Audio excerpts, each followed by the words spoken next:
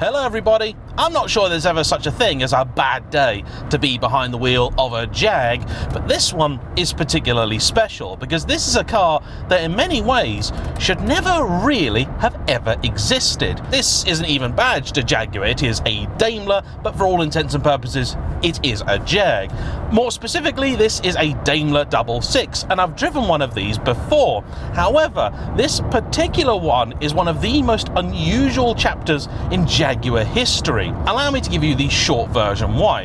In the 1980s, Jaguar were designing the fourth iteration of their flagship XJ. However, at the time they were attached to the yoke that was British Leyland, and they were fearful that Leyland had plans to install the Rover V8 in the XJ, and this would be a very, very good way to put Jaguar engines out of production for good. In many ways, the Rover V8 actually would have made a great power plant for a Jag. It had more cylinders than the Jag's typical 6, which meant it sounded a little bit more upmarket, even though we both know that a straight 6 is one of the purest engines you'll ever experience. You could also get reasonable power and quite a bit of torque out of it, which suited the old school automatic gearboxes that most Jaguars had, and it was readily available, very cheap and quite compact. But Jag being Jag and British management being what it was, decided they didn't really want this to happen. So when they built the XJ40 generation car, they made sure the engine bay was too narrow to accept a V. This did cause a bit of a problem though, because as things went on, it became clearer and clearer that a 6-cylinder was not enough for some customers. So in order to please the more upmarket types, the old Series 3 XJ continued as the Daimler 66. So if you wanted a V12, you could have one.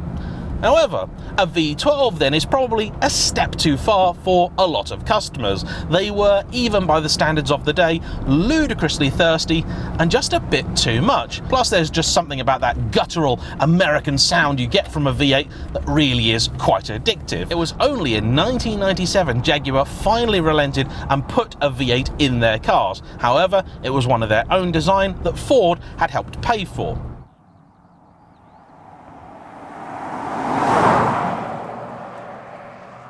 This was all good for people in 1997, but what if you were living a little bit earlier? Jaguar realised there was only so long you could keep the old Series 3 based 66 in production. That was a car that actually came out at the tail end of the 70s, and having driven one, though it has its charms, I can tell you it very much feels it. So Ford went to Jaguar and said to them in no uncertain terms, if you're not going to put a V8 in your car, can you at least find a way of putting the V12 in the new one?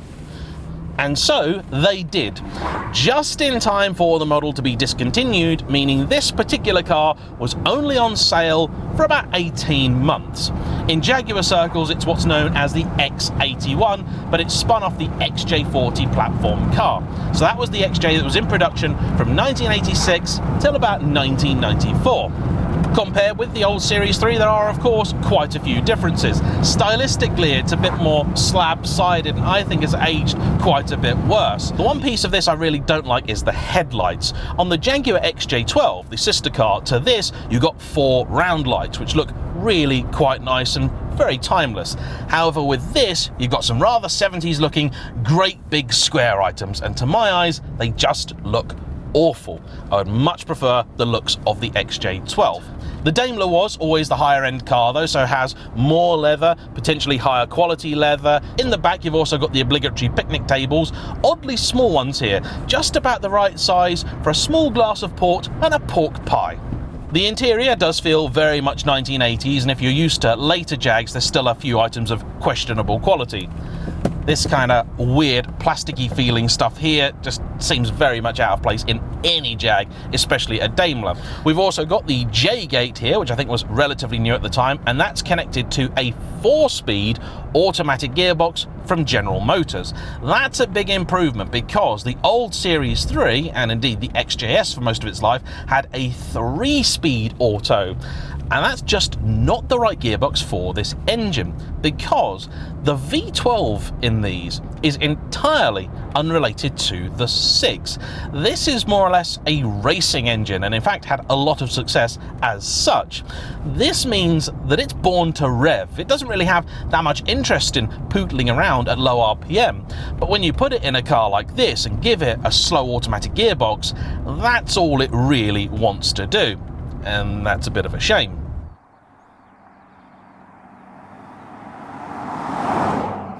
Like the model as a whole, this version of the V12 engine also had a fairly short life. The previous ones I've driven have both been the 5.3 litre iteration, which is the one most people are familiar with. This is a 6 litre. It's apparently just a little bit better. It also looks a heck of a lot nicer and neater. If you've ever seen the engine bay of an old 5.3 litre, you'll know exactly what I mean. They are easily one of the most untidy engine bays I've ever seen, and probably one of the reasons these cars get a reputation for being quite so difficult to work on. The engine itself, I'm told, is actually very solid, but all the bits around it were not so great. The 6 litre in all ways was apparently something of an improvement, and here puts out a rather pleasing 320-ish horsepower. Finding out exact numbers for this car was reasonably difficult, but I believe torque to be about 336 pound-feet, which is 456 Newton meters. This car's owner Mick is something of a real Jag man and currently owns 14 XJs, although they are all in various states of repair, with some of them simply being donor cars to keep the rest going. He tells me that finding a car like this is a rare enough event, let alone finding one in good condition. And I've got to say, I totally believe him, because I don't recall seeing a Jag of this vintage this well kept for quite some time. On his way to me this morning, he would have passed through the 100,000 mile marker, and beyond a small creak from the dash, this is a really quite nicely put together car. The suspension does that typical Jag thing of being fairly compliant and wafty, but struggling just a little bit with some of the more demanding, smaller imperfections in the road. However, we haven't really gone that fast so far, and often at speed you find that problem just fixes itself. Jaguars have always tried to do things just a little bit differently to the rest of the competition, and that's meant they've always been a very difficult car to really draw a direct comparison with. For example, if I review an XJR and compare it with an M5, I'll get told off because the XJ is certainly a bigger, slightly more luxurious car. But then for a long time, Jaguar didn't have a direct equivalent to the 5 Series. Again, the S-Type, you could say, was that car, but in so many ways it felt more akin to a 3 Series, especially when you got inside it and found there wasn't really that much room. I'm only 5'10", I've got an average height body, but if I'm trying to drive this with my sunglasses on, I have to take them off because otherwise I'll keep getting stabbed by them. Typical Jag fashion, lots of bonnet and lots of boot. The boot is a pretty good size and it contains all of the essentials a Jaguar owner might need. As with most old cars, visibility is pretty good overall and the thing does feel rather majestic. The magic of a Jag, though, has always been, while it can do the wafty thing extremely competently, as and when the situation dictates, it can also be a little bit of a hooligan. So the gearbox is in sport mode, let's see what she'll do.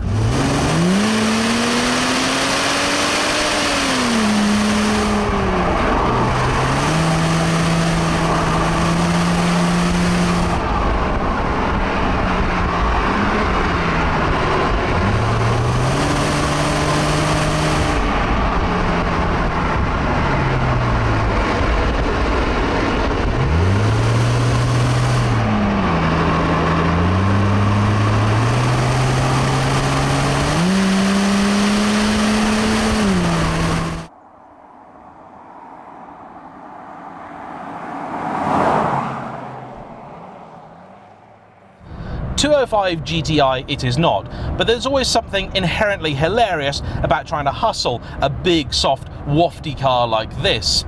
The suspension doesn't really know what's going on. Unlike the later cars, it's not got any super trick active air ride or anything like that. In fact, this car's suspension has actually had something taken away. It was originally supplied with something called self-leveling suspension, not an air-based system, but one so unreliable there is actually an official Jaguar kit to help you delete it, and that's what's happened here. The rest of it, though, is simply in reasonable condition with new tyres on, and as you can probably tell, conditions out there today are not brilliant. The road is dry for the most part, but in shade, still pretty cold, although ice is, I think, a few weeks away. There is a point it reaches fairly quickly where you realise that it has had enough, but it's a relatively communicative thing. The steering is quite light, as you'd expect. There is a lot of body roll, but this gearbox is actually somewhat impressing me. In sport mode, it is relatively keen to kick down, which is not something I could say for the last one. And having that extra ratio, let's bear in mind here, 4 is a lot more than 3, whereas 8 is not really that many more than 7, and it makes a big difference. It's electronically controlled also, this gearbox, so it is just that much smarter than the ones that came before. You can, should the mood take you, even lock it in gear, but this J-gate is quite basic, so you've only got second, third, and then 2 settings for drive. And drive, to be honest, is where I'm going to leave it. Yeah, what I said about those little imperfections bothering the car, that definitely goes away at speed. Brakes are quite good too, the pedal's fairly keen, and I'm a little bit shocked. I thought it might have locked up there because they're still relatively skinny tyres, big profile as well, very typical for the period. I tell you something, I'm doing a speed in here and it's making it rather easy. You've just got to remember that if you do want to try and throw it around a bend like a Golf R, it's going to say no. You get a little bit more engine noise than you might expect as well. A very typical smooth V12 sound.